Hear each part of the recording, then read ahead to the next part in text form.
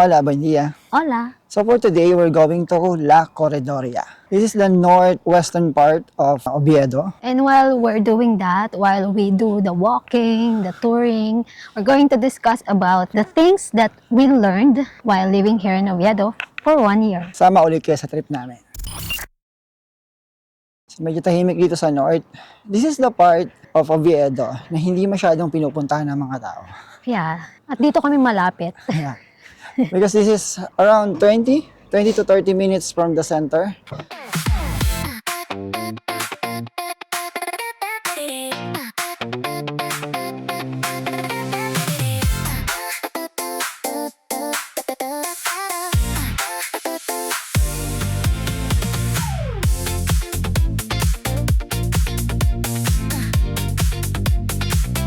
So, sa likod namin, that's Hookah. And right there is La Corredoria.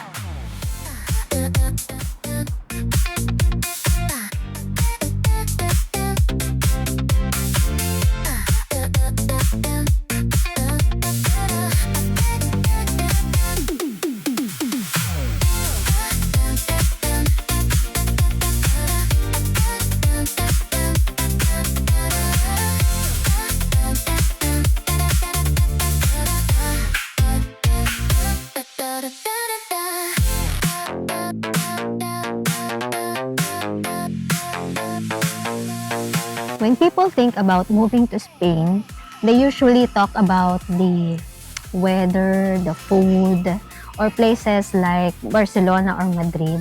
But today, we're going to talk about the everyday things that we observe that you will only notice if you're actually living here in Spain. First part is the grocery store and shopping culture. So one of the first thing we notice here is that in grocery stores, you're allowed to bring your own bag and put your groceries directly there while shopping. Any bag na meron ka, pwede mo ilagay din yung pinamili mo and then during sa cashier, tsaka mo lang siya ilalabas. Basically, honesty ang policy dito. We usually show them our bag na wala na kaming inago pang iba.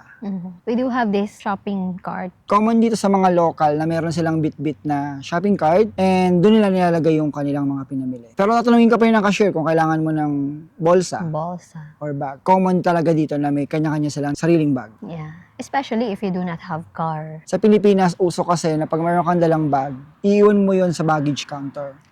Yeah. Here, there's no baggage counter. Kung gusto mong iwan yung gamit mo, meron silang dito mga pre-lockers na lalagyan mo lang siya ng password or minsan, Magde-deposit ka ng coin. €1. And also, small things na na-observe din namin dito is that palaging nag-greet.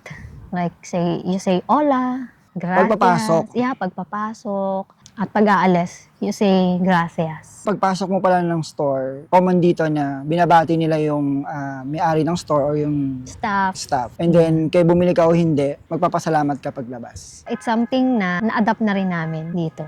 And when ordering, you say please. Por favor. At the end of each sentence, kung ano man yung orderin mo, it's common din na magpasalamat ka dun sa waiter or dun sa nagsiserve sa'yo. Yeah. And also yung mga fast foods dito, mag-order ka sa kiosk. Hindi uso dito yung pipila ka sa counter to order yung gusto mong pagkain. Bayad ka ng card. Kung cash ang ibabayad mo, yes, pipila ka dun sa counter. Counter. Pero usually, isa lang siya eh. Here in Spain, yung isa hindi lang siya cashier, hindi lang siya cook. Minsan umiikot siya, minsan siya rin yung nagsiserve, siya rin yung nagde-deliver ng order. Siya yung nagliligpit. Siya yung naglilinis. One thing that surprised us also when we got here is age doesn't matter if you want to work in a fast food chain, mga restaurants. And also, if magre-return ka ng item, halimbawa, mali yung size na nabili mo, ganyan, Or may sira. or may sira, parang no questions asked. Automatic, i-refund nila yung payment. Return ng payment siya, hindi siya yung papalitan mo ng item. Parang ang mangyayari, bibili ka ulit ng item. Gamit yung perang binalik nila sa'yo.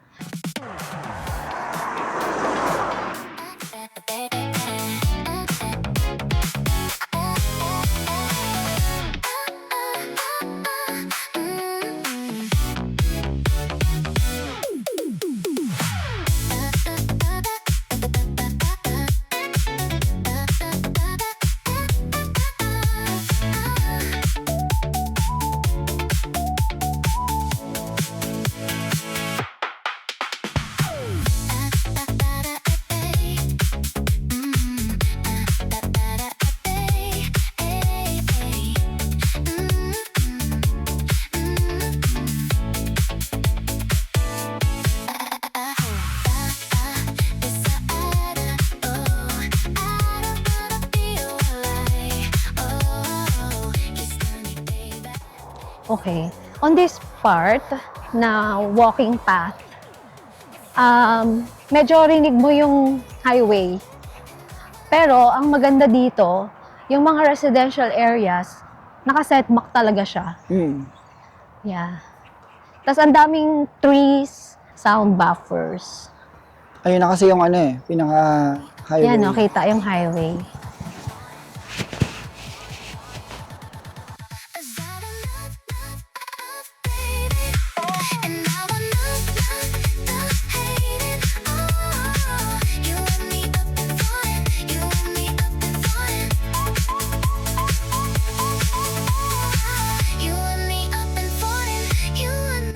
Street life and walking culture.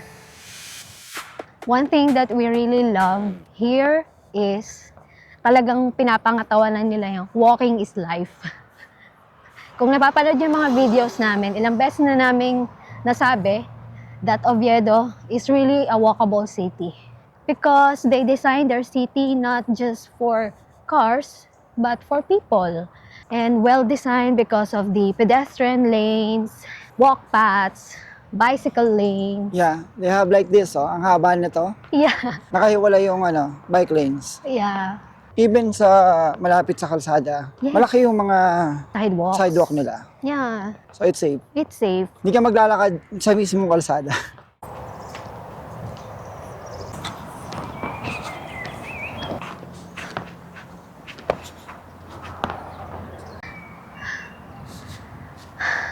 We observe also here is that benches are everywhere. And like this, meron pang mesa where you can have some small picnic. Pag napagod ka sa paglalakad, laging may bench. Alam mo yung pinag-isipan talaga yung mga parks nila. And not only that, meron din silang mga drinking fountains, not only for people, but also for the pets. For the bus naman and some other establishment, pwedeng sumakay yung naka-wheelchair. And yung mga babies na naka-strollers. So kahit yung mga matatanda or may mga disability, priority sila. Napansin ko sa mga buses, meron silang binababang ramp. May daanan yung wheelchair. Oo, yung wheelchair. Well-designed talaga. And also the sidewalks, di ba? Napaka-consistent. PWD friendly talaga yung mga sidewalks niya. Again, dito may tamang babaan at sakayan. Bawal yung para po kahit saan. Yes. Dumadami na yung tao, ang dami na naglalakad. Oh, may mga nagbabike. nagbabike na rin. Nice. Social habits and Spanish culture.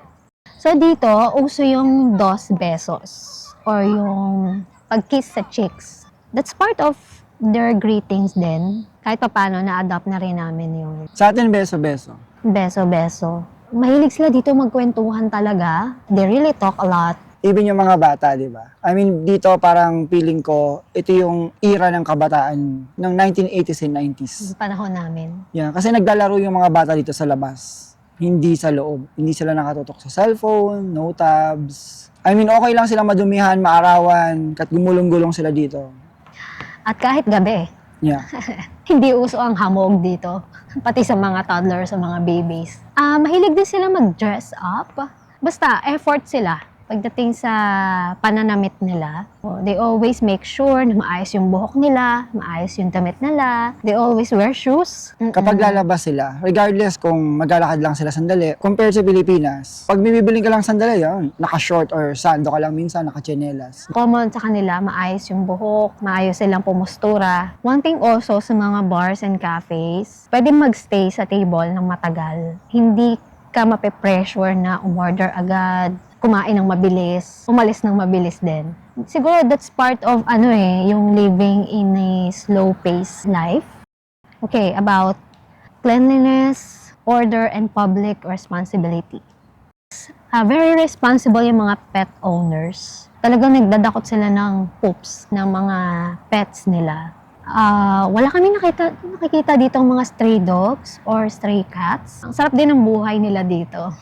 They're living their best life. Kasi kasama sila palagi ng mga owners nila. Pinapasyal sila sa park, wino-walk sila. And common dito na yung pwede silang pakawalan, wala sila sa leash nila. Very well trained sila. Which is napakalaking difference noon kasi iba yung nakasanayan namin sa Philippines. Yung mga dogs usually ay bantay sa bahay, taga-tahol lang para sa mga strangers, nakakulong, nakatali.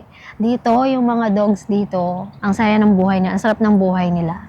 Sobrang linis ng Oviedo. Mhm. Napaka-rare nung makikita mong tao nagkakalat. Maybe nga, hindi local yun kapag nakita mong nagkakalat.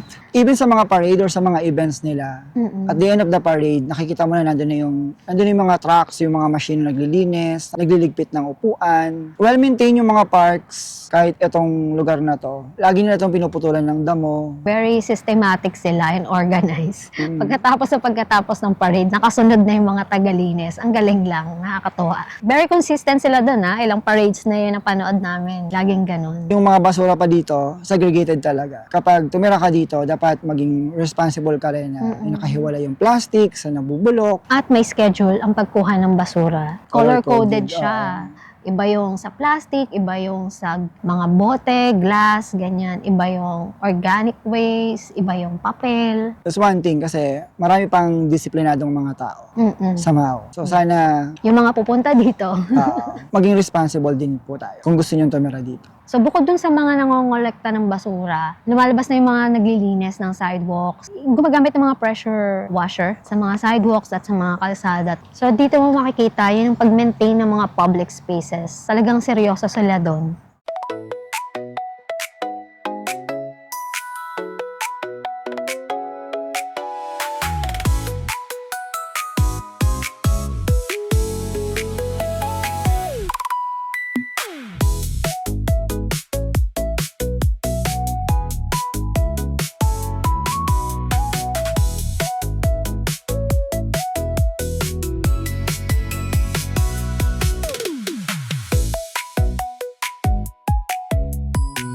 We're now at Plaza del Consign. Kung meron kang drone, makikita mo to sa taas. Ano to? Bilog. Bilog.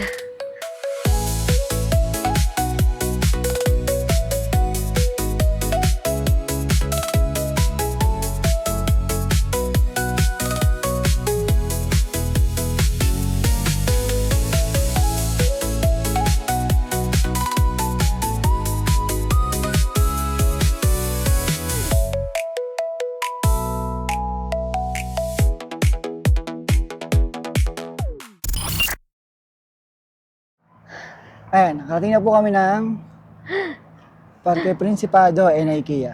Yeah. IKEA sa likod namin. Here yung Parque Principado. Sa paglalakad lang.